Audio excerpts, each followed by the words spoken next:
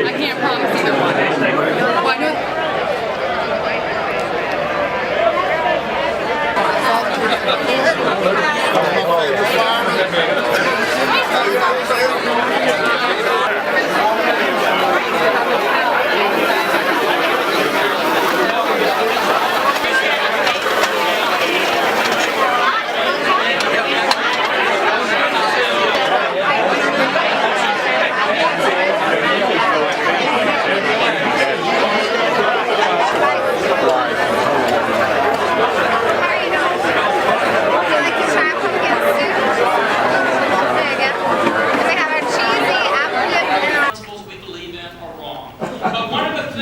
we know is this. Businessmen over the last several years have been so frustrated because they feel like the rules change on them from Monday to Friday. And if I could bring a picture in here, because I know that paints 1,000 words, I could show you better. But since I can't, let me give it to you in words.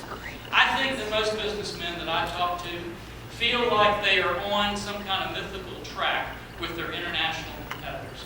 And when they start that race, they feel like we have placed on them a heavy burden of taxes that they don't feel they're around that lap again. If they come back the third time, they're still close. Instead of taking some of the weight off of them, what we do is put a third weight on them of more litigation than their international competitors are carrying, and we say keep running in the race. If some way miraculously they happen to still win the race, we walk up to them, take their prize away, and say, now we're going to share it with everybody, even the people who didn't run in the race. And we ask ourselves why we're not creating jobs. Well, we just have to turn that around. And let me tell you what's at stake. It's not just our economy. That's important. But what's truly at stake is the fact that we carry the burden of doing that because we have to pass the torch of freedom on to our children and our grandchildren. I believe we'll succeed because the price of our failure is far too great. Thank you all for what you did. Richmond has. So it's great to be here with folks who believe that, look, we can reach across lines, whether they're geographic or partisan, to solve problems. The three issues that I hear about the most running for the Senate, and I can't tell you how glad I am to see a finish line after a 19-month race, is how do we accelerate the economy, how do we fix the budget, and how do we find common ground. And of the three, the last is probably the most important. Accelerating the economy. Look, the Dow is at its highest in nearly 5 years, and the unemployment rate is at its lowest in nearly 4 years. And there are some really significant good news in the housing side, but we know we're not where we need to be. We need to be much better. I happen to believe bluntly that Congress is the chaperone. That there's a great deal of lift that we can achieve if we have a Congress that knows how to work together. When I was governor in the worst recession in 75 years, Virginia was named by Forbes as the most business-friendly state in America all 4 years. Lowest 10 unemployment, top 10 median income. And the way we did it in Virginia was we focused on the success of small businesses, investing in infrastructure, but especially investing in talent.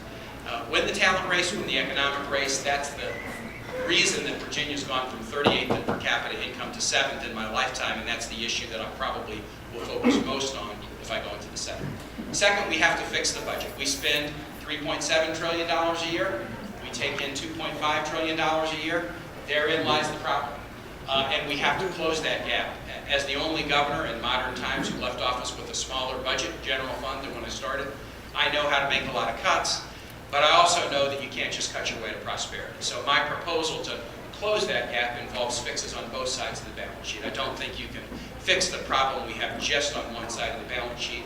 So I embrace a basic notion, Simpson Bowles kind of laid it on the table, of making $2 or $3 of cuts for every dollar of revenue, but I do think you need both. The last thing is the thing that's the most important, and that is we got to work together, because everybody in this room, you're all in groups, you're all in businesses. You know, I grew up in a small business household. My dad had an ironworking and welding shop with 7 employees.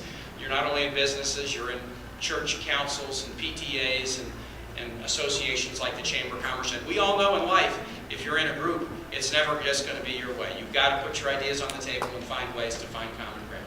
That's what we're missing in Congress right now. That's what we're missing in Washington right now. I had the opportunity to serve as a nonpartisan mayor in a very diverse city and work to bring people together. And then in 6 of my 8 years as lieutenant governor and governor, I was dealing with 2 Republican houses, and in 2 of my years with 1 house each. We were the best managed state in America. We were the best state to raise a child. We were the best state for business. Every year I was governor, not a single one of those were Tim Kaine accolades. They were Virginia accolades. But we couldn't have gotten accolades if I didn't know how to work together with Republican legislative leaders and Democrats too. And not that we always agree.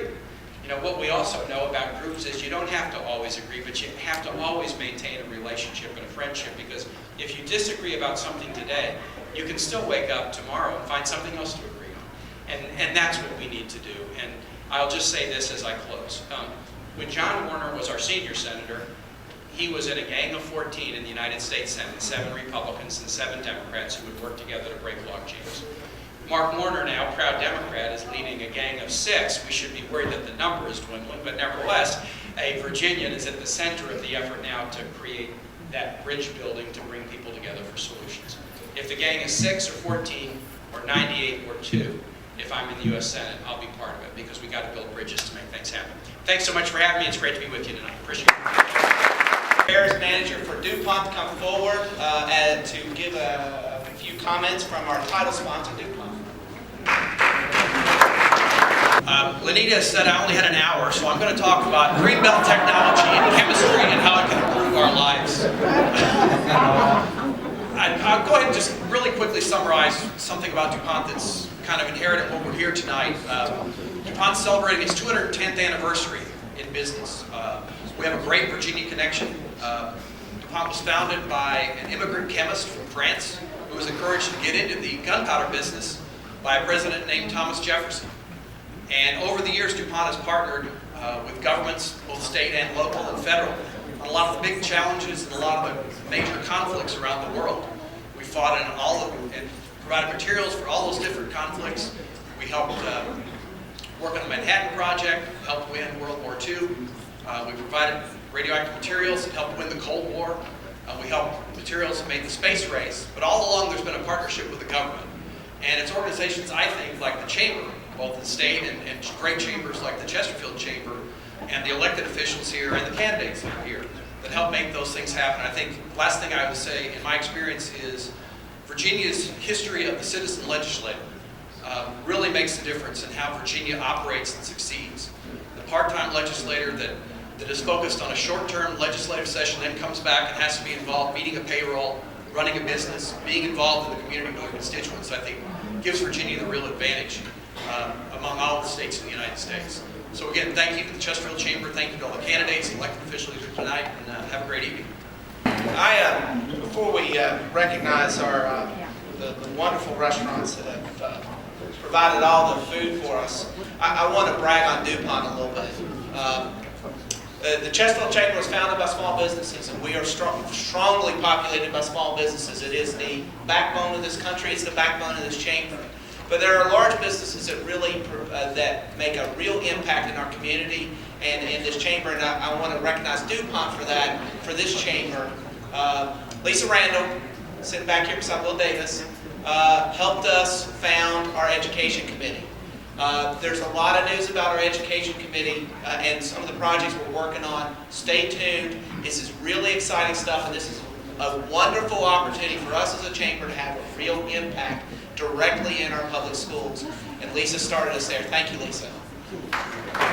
All the folks who provided the wonderful food we've had, A Sharper Palate Catering Company, a Winning Taste Catering, the Boathouse at Sunday Park, the Country Club at the Highlands, Edible Arrangements, Genghis Grill, the Build Your Own Stir Fry, Huckleberry Cafe and Catering, Martin's, Pescados, Plaza Azteca on the Midlothian Turnpike, Q Barbecue, Sheridan Park South Hotel, Stonehenge Golf and Country Club, Texas Roadhouse of Chesterfield, Virginia College in Richmond.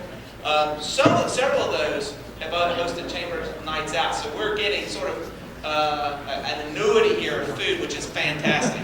So we very much appreciate it. Before we break up, I want to recognize our staff who put this together, who worked so hard. Lenita Gilworth, our president.